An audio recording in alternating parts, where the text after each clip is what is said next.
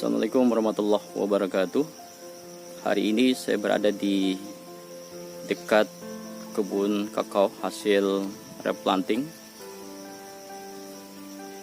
Lahannya berdekatan dengan tanaman hortikultura. Nanti akan kita lihat hama yang menyerang tanaman kakao di areal yang berdekatan dengan tanaman hortikultura. Oke, sebelum lanjut jangan lupa untuk like, komen, dan subscribe di channel saya, Takwim Panjigo. Oke, mantap.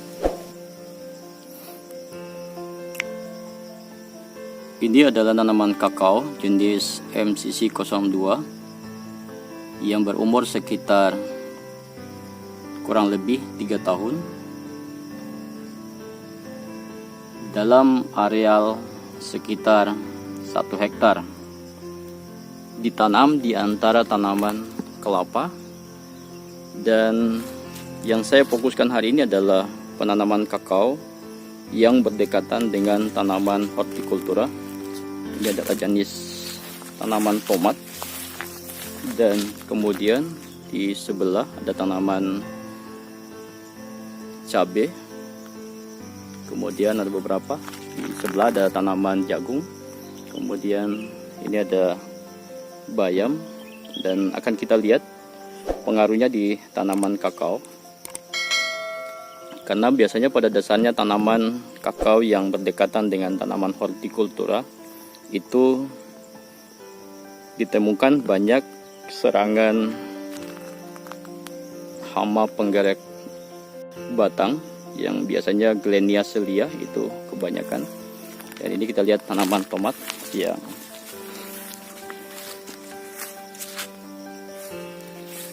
ada beberapa yang sudah mulai panen, bahkan namanya ini sudah mulai panen.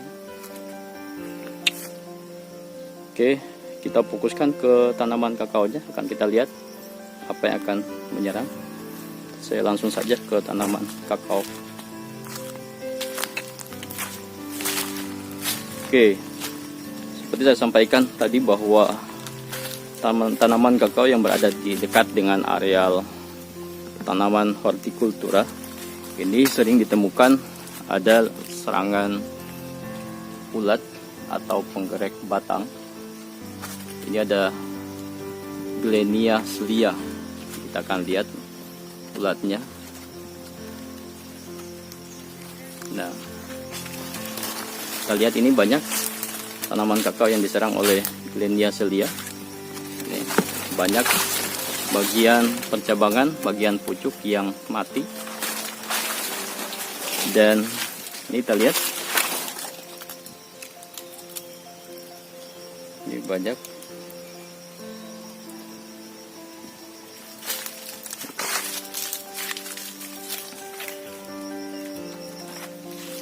Dan memang ini kekurangannya pada tanaman kakao yang berdekatan dengan tanaman hortikultura. Dan ini membutuhkan perhatian khusus terutama pada pengendalian hama, yaitu penggerak batang.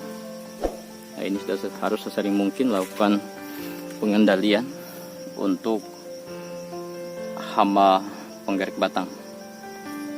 Karena pada dasarnya daun ini adalah tempatnya memproduksi makanan yang dialirkan ke buah. Tetapi kalau daun terganggu atau rusak sehingga dapur untuk tanaman itu juga terganggu, sehingganya ini perlu pengendalian yang telaten.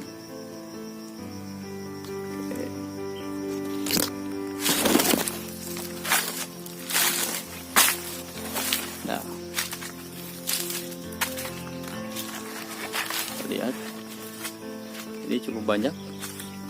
Rata-rata tanaman yang ada dekat ini terserang Glenia celia. Ini batang pada bagian pucuk pada mati atau terpotong, pada bagian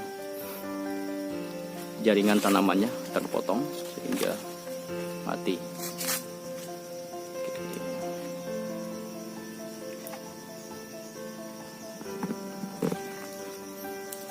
Oke, kita akan lihat ulatnya. Mudah-mudahan kita masih bisa temukan ulatnya. Saya akan potong, ini ada satu. Saya akan potong. Ini ada yang terserang. Kita akan potong apakah.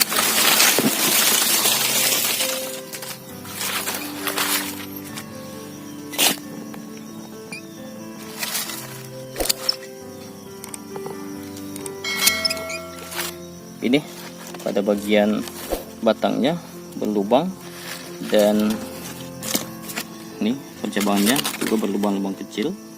Ini seperti seruling. Nah, tapi pada bagian yang saya potong itu belum sampai ke bagian sini. Tapi ini udah rusak. Nanti kita akan lihat apakah ulatnya masih ada.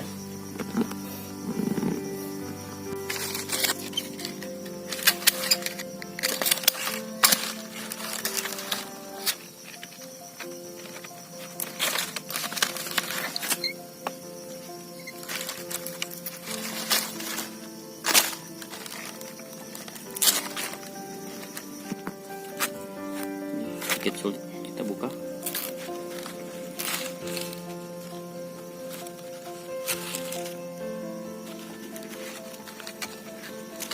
Nah, ini udah kelihatan ada ulatnya. Ini tuh, ulatnya telah bergerak-gerak di dalam.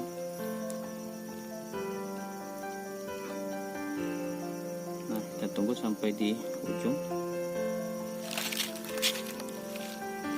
Nah, ini adalah ulat penggerak batang yang disebut dengan Glenia celia.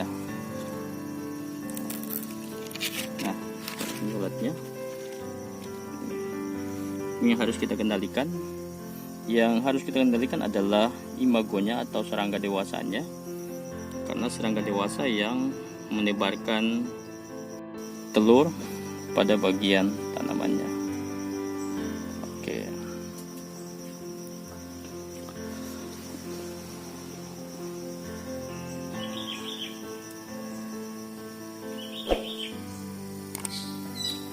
Oke, demikian apa yang bisa saya bagikan pada hari ini. Semoga menjadi bahan pertimbangan teman-teman yang menanam kakao di dekat areal tanaman hortikultura. Oke, sebelum saya tutup, jangan lupa untuk like, komen, dan subscribe di channel saya, Takwim Panjui Go. Oke, mantap.